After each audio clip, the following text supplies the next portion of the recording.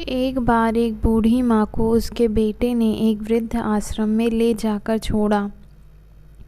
इस माँ का ये वही इकलौता बेटा था जिसके लिए इस माँ ने जीवन भर संघर्ष किया।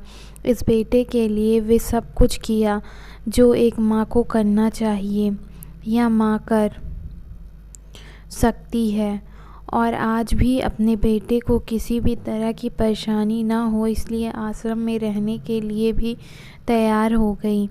वृद्ध आश्रम में रह रही माँ हमेशा अपने बेटे को याद करती, मगर बेटा केवल साल में एक बार मिलने के लिए उससे जाता या फिर फ़ोन पर बात कर लेता। कई साल बीत गए।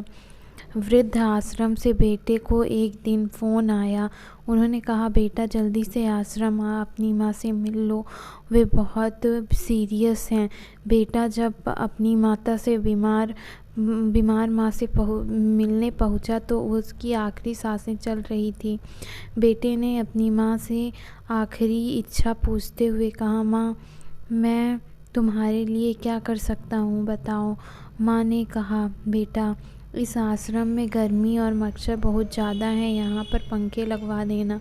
फ्रिज ना होने की वजह से यहाँ पर हम बूढ़े को कई बार भूखे पेट भी सोना पड़ता है, क्योंकि किसी ने भी दिया हुआ खाना खराब होने से नहीं बचा पाते। तो इस आश्रम के लिए एक दो फ्रिज भी खरीद कर दे देना। बेटे ने अपनी माँ की सारी बात सुनी और माँ से पूछा, आपने इतने साल यहाँ पर निकाल दिए पर आपने कभी भी यह बातें मुझसे कहीं नहीं कही।